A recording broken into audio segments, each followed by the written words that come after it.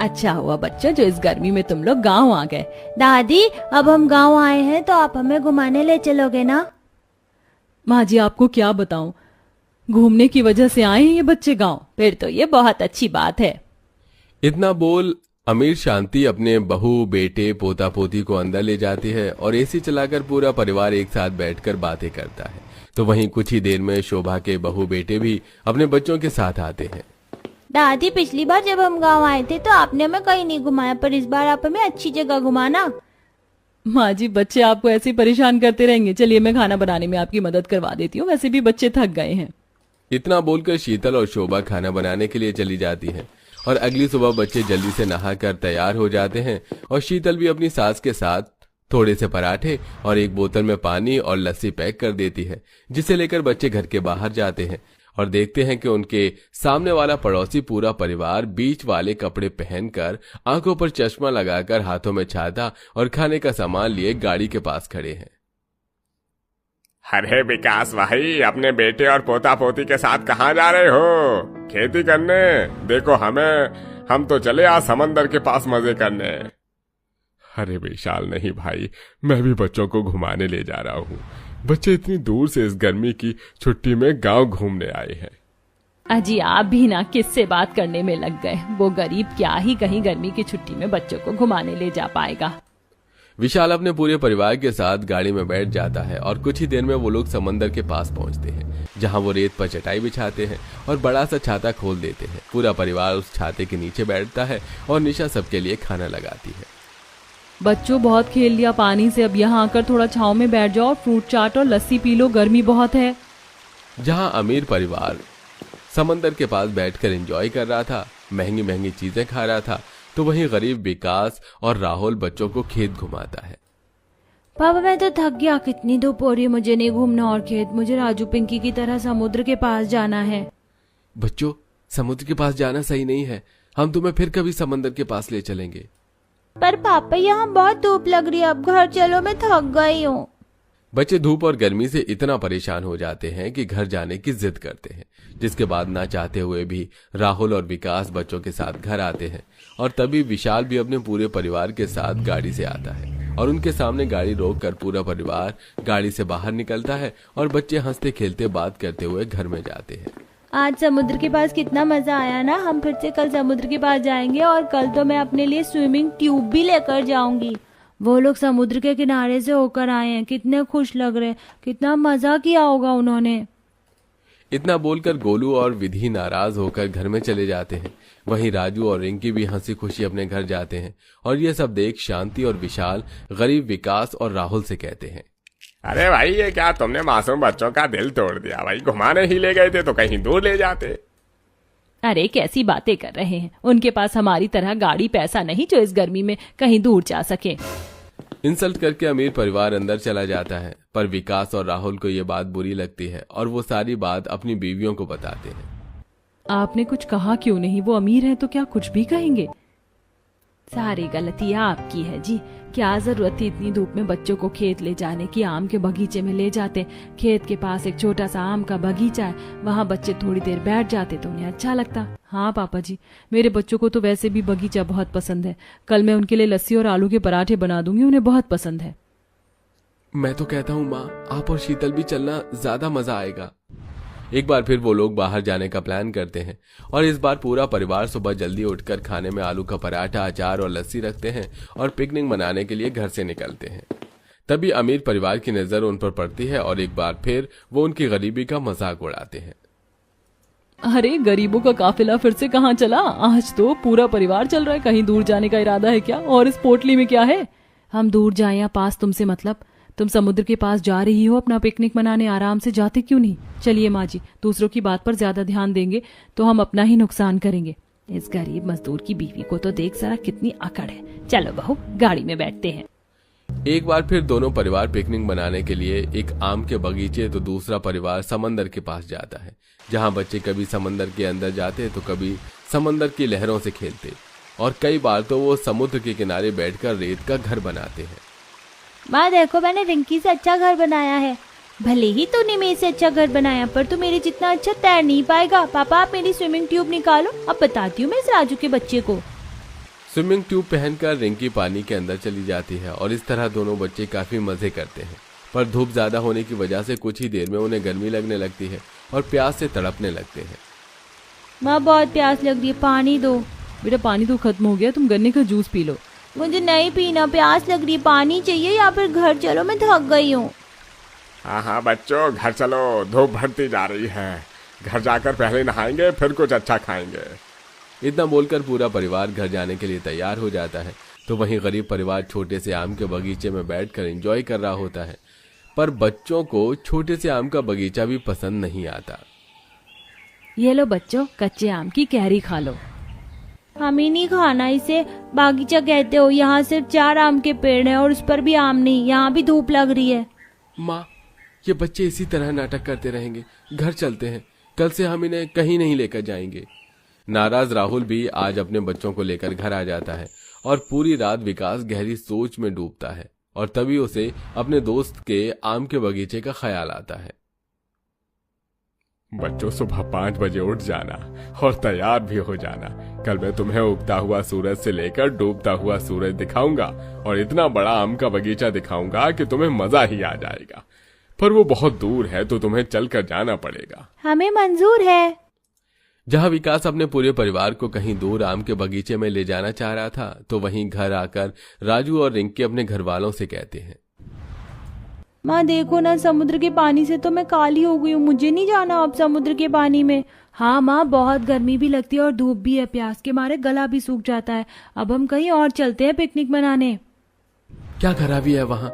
लोग बीच समंदर में वहाँ के पास बैठते हैं और एंजॉय करते हैं। पता है कितना पसंद करते हैं ये सब। हम कल भी वहीं जाएंगे। सुन लो मेरी बात कान खोलकर। बच्चों के मना करने पर भी सूरज नहीं मानता और अगली सुबह 5 बजे विकास अपने पूरे परिवार के साथ हाथों में पूरी सब्जी, लस्सी, रायता लेकर पैदल पैदल खेत खेत आम के बगीचे जाने लगता है। सुबह 5 बजे, कितना अच्छा मौसम है, कितनी ठंडी ठंडी हवा चल रही है। पापा, आप क्या हमें सुख अंकल के आम के बगीचे ले जा रहे हैं? हाँ बेटा, अब वो आम का बगीचा हमारा ही है। कुछ ही देर में पूरा परिवार आम के बगीचे में पहुंच जाता है। आम का बगीचा काफी बड़ा था। वहां कुछ पेड़ों में पके आम थे तो कुछ पेड़ों में कच्चे आम। आम के बगीचे में पहुंचते ही बच्चों की नजर एक सुंदर से मोर पर पड़ती है। माँ, दादी, वो देखो मोर। हाँ, यहाँ तो बहुत सारे आम है, मैंने तोड़ लूं? जहां दोनों बच्चे बगीचे में आकर काफी खुश थे, तो वहीं पूरा परिवार एक चादर जमीन पर बिछाकर बैठ जाता है। अब बच्चे पत्थर मारकर आम तोड़ते हैं और उसे खाते हैं। तो वहीं आज भी अमीर परिवार समंदर के किनारे जाता है, जहां बच्चों को जरा भी मजा नहीं आता। चलो बच्चों, समुद्र में नहाते हैं। हमें नहीं नहाना, बहुत धूप लग रही है, पानी भी गर्म है। अरे एक बार तो जाओ बच्चों। बच्चों के मना करने पर भी सूरज दोनों बच्चों को पानी में ले जाता है, जहां रिंकी डूबने लगती है। ये देख निशा डर जाती है और भागती हुई अपने बच्ची को समंदर से बाहर निकाल कर लाती है और सभी घर वालों पर नाराज होती है। और कर लीजिए मनमानी, सही तो कह रहे हैं बच्चे, कितनी गर्मी है। रेत भी अब गर्म होने लगी है, चटाई पर भी बैठे तो भी गर्म लगता है। छाता भी किसी काम का नहीं, आते ही पानी खत्म हो जाता है, प्यास से गला सूखने लगता है। समुद्र का पानी कितना खारा है, हाथ पैर काले हो रहे हैं। और अगर आज मेरी बच्ची को कुछ हो जाता तो? निशा के सवालों का किसी के पास जवाब नहीं होता और वो लोग उदास घर आते हैं, जहां उनकी नजर एक बार फिर गरीब परिवार पर पड़ती है। और आज गरीब परिवार काफी खुश था। आज कितना मजा आया ना रिद्धि, राजू, पिंकी, तुम दोनों भी आ गए। क्या हुआ, तुम आज उदास हो? वैसे तुम्हें पता है आज तो हम आम के बगीचे में गए थे, बहुत सारे पत्थर मारकर आम भी तोड़े। देखो, मैं तो कुछ पके आम भी लेकर आया हूँ। हमें तो बहुत मजा आया, हमने तो मोर भी देखा। चलो बच्चों, वरना अमीर लोग हमारी खुशी देखकर जल जाएंगे। पापा, हमें भी अब आम के बगीचे में जाना है, हमें भी मोर देखना है। गोलू, रिद्धि, हमें भी कल अपने साथ ले चलोगे? हाँ हाँ बच्चों, तुम भी कल हमारे साथ चलना। विकास बच्चों की बात को मना नहीं कर पाता और अपने बच्चों की जिद पर अमीर परिवार को भी गरीब परिवार के साथ सुबह 5 बजे उठकर जाना पड़ता है। अब वे लोग जैसे ही आम के बगीचे में पहुंचते हैं, दोनों फैमिली एक साथ उगता हुआ सूरज देखते हैं। वहां मोर आकर नाचते हैं, ठंडी ठंडी हवा चलती है और ऐसे में शीतल और शोभा सबको ठंडी ठंडी लस्सी पिलाती है। तो वहीं बच्चे पेट से पत्थर मारकर आम तोड़ते हैं और ये सारा नजारा अमीर परिवार को काफी अच्छा लगता है और उन्हें अपनी गलती का एहसास होता है। माफ करना, हमने तुम्हें इतना भला बुरा कहा, फिर भी तुम हमारे बच्चों के कहने पर हमें यहाँ लेकर आई और इतना अच्छा नजारा दिखाया जो हम समुद्र के पास बैठकर भी नहीं देख सके। सच में प्राकृतिक नेचर ऐसा है जो मौसम के अनुसार ही देखा जाए तो अच्छा लगता है। गर्मियों में एसी, ठंडी हवा, आम का बगीचा, सब कितना अच्छा है। इस तरह उस दिन दोनों परिवार के बीच की दुनिया खत्म हो जाती है और वो लोग एक साथ ढलता हुआ सूरज देखते हैं और शाम को अपने घर आते हैं। और इसी तरह जब भी मौका मिलता दोनों परिवार एक साथ छुट्टियां एंजॉय करने के लिए खेत पहुंच जाते। अरे बहू, इतने से क्या होगा, तुझे पता है ना तेरे ससुराल वाले कितना तीखा खाते। अब तीखा हो गया है, अच्छे से दबा दबा कर इन हरी मिर्चों को पीस डाल। सास के जाने के बाद बहू गुस्से में जोर से बट्टा चलाकर हरी मिर्च पीस रही होती है कि उसकी छींट उसकी आंखों में पड़ जाती है, जिसे हटाने के लिए वो अपनी मिर्ची वाले हाथ चेहरे पर लगा देती है और चेहरा और आंखें जलने लगती हैं। मेरी आंखें बहुत जल रही हैं और मेरा चेहरा भी। पानी चाहिए मुझे, कोई पानी दो। माधुरी जली आंखों से जैसे तैसे सिंक के पास अपने हाथ साफ करके आंख साफ करती है। हरी मिर्च और सिलबट्टे को देख बट्टे को जमीन पर फेंक देती है। बस बहुत हो गया, मिर्ची की सब्जी, दिमाग खराब करके रख दिया और हाथ पाँव में जलन अलग कर दी है। पता नहीं मेरी सास को ना पूरे के पूरे ससुराल वालों को रोज रोज हरी मिर्च की सब्जी खाने का चस्का चढ़ा हुआ है। पता नहीं इतनी हरी मिर्च की सब्जी खाकर इन सबके बम से धुआं क्यों नहीं निकलता है। ऊपर से सिलबट्टे पर ही मिर्ची पीसी हुई चाहिए होती है। हद कर दी है इन्होंने तो। आखिरकार माधुरी ऐसा क्यों कह रही थी उसके ससुराल वाले रोज रोज हरी मिर्च की सब्जी खाते? क्या सच में वो इसी बात से परेशान थी या बात कुछ और भी है? आइए जानने के लिए कहानी में कुछ समय पीछे चलते हैं, जहां नई नवेली बहू माधुरी गलती से सारी कटी हरी मिर्च सब्जी में डाल देती है। हे भगवान, ये मुझसे क्या हो गया? इतनी सारी हरी मिर्च मुझे बाकी सब्जियों में भी डालनी थी, लेकिन अब तो पूरी सब्जी ही हरी मिर्च की सब्जी बन गई। इसमें दही डाल देती हूँ जिससे कि मिर्ची कम हो जाएगी।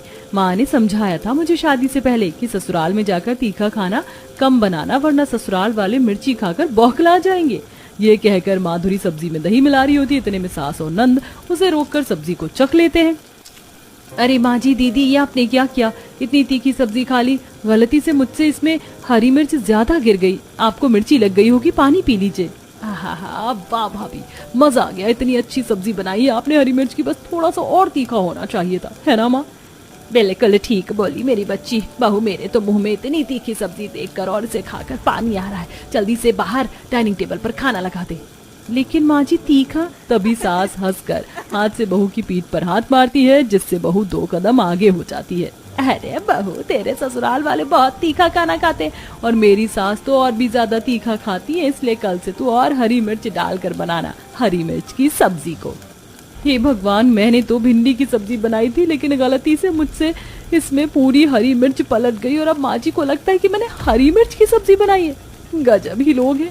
सास और नंद चले जाते हैं। बहू फटाफट से डाइनिंग टेबल पर सबके लिए खाना लगा देती है, जिसे खाकर सब खुश हो जाते हैं। और ददिया सास मीनाक्षी अपनी पोता बहू को अपने हाथ का कंगन निकाल कर पहना देती है। वाह बहू, ये हरी मिर्च की सब्जी मुझे बहुत पसंद आई। कल से और ऐसी ही हरी मिर्च की सब्जी बनाना और 2-3 तरीके से बनाना, जैसे कि बेसन की हरी मिर्च की सब्जी, दही हरी मिर्च की सब्जी, हरी मिर्च की कढ़ी पकौड़े की सब्जी।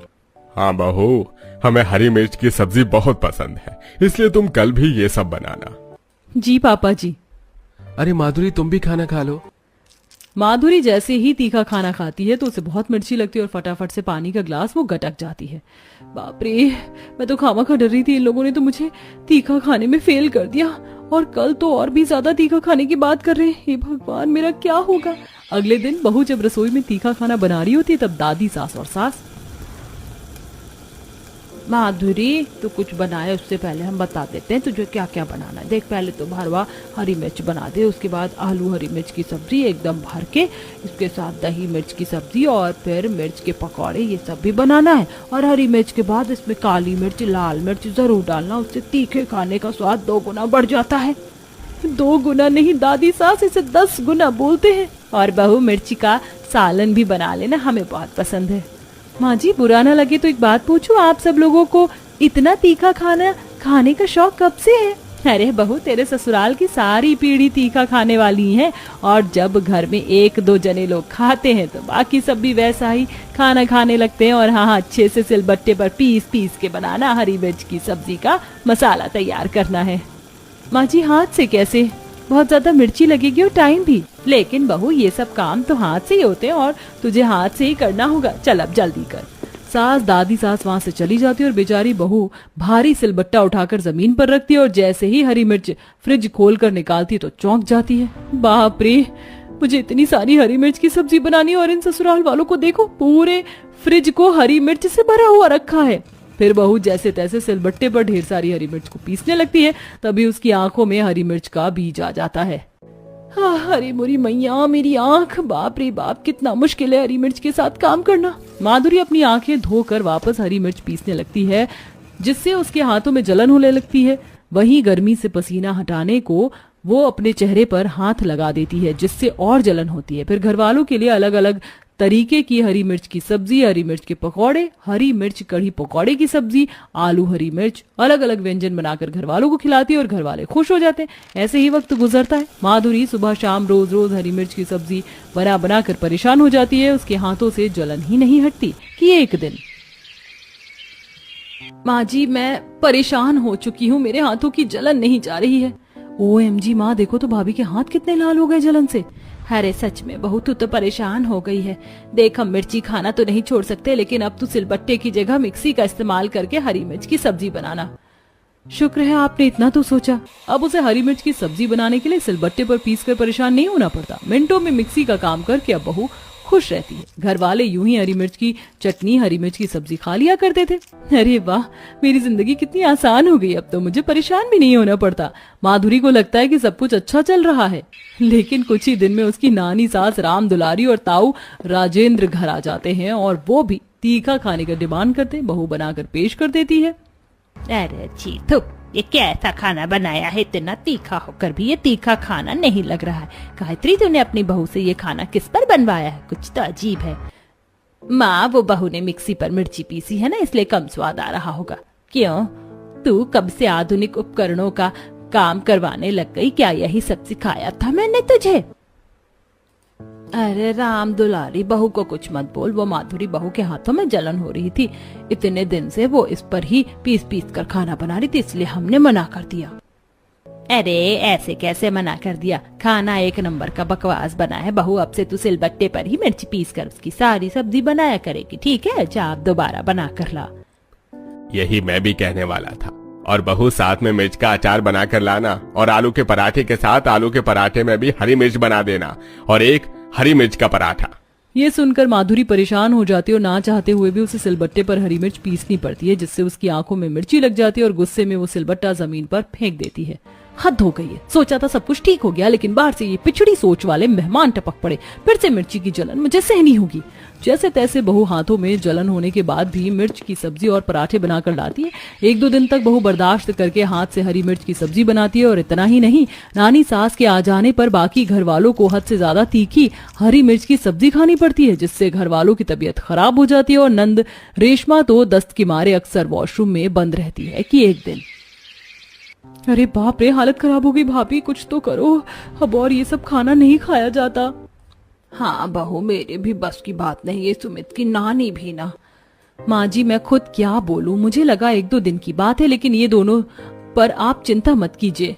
माधुरी उन्हें परेशान करने के लिए बाजार जाकर हरी मिर्च की बोरी खरीद लाती है और नानी सास और ताऊ को भर भर के मिर्च की सब्जी और अलग अलग व्यंजन बनाकर साथ में पराठे में भी हरी मिर्च भर कर खिला देती है, जिससे वो दोनों, वाह बहू, क्या खूब खाना बनाया है तूने। हाँ बहू, क्या गजब खाना बनाती हो। हे भगवान, मैंने इसमें किलो भर मिर्ची डाली थी, ये दोनों वो भी निकल गए। तभी एक शाम, ए राम, आज मेरी टिकट बुक हो गई, गांव के लिए निकलना था, लेकिन पेट में बहुत जलन हो रही है। अब कल मैं अपने घर जा पाऊंगी भी या नहीं? अरे सुमित बेटा, माधुरी बहू, मेरी तबीयत खराब हो रही है। और मेरी भी, अब तो सीने में भी जलन हो रही है। नहीं नहीं, ऐसा नहीं हो सकता। मेरा मतलब, आपकी तबीयत कैसे खराब हो गई?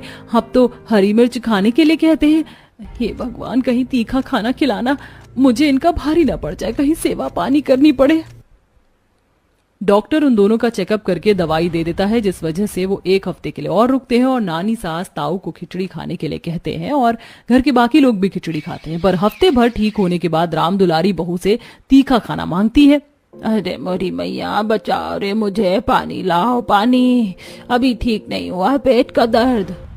हाँ, मेरा भी। लगता है नानी सास, आपकी तीखा खाने की आदत छूट गई है और इस उम्र में खाना भी नहीं चाहिए आप लोगों को भी, वरना हालत ऐसी हो जाएगी। तू सही बोल रही है बहू। अरे मुझे तो घर जाना है अब अपने। तब राम दुलारी और राजेंद्र के साथ बाकी घर वाले भी हरी मिर्च खाना छोड़ देते हैं और दोनों अपने अपने घर चले जाते हैं। इस तरह माधुरी को भी हरी मिर्च की तीखी सब्जी बनाने से निजात मिल जाती है।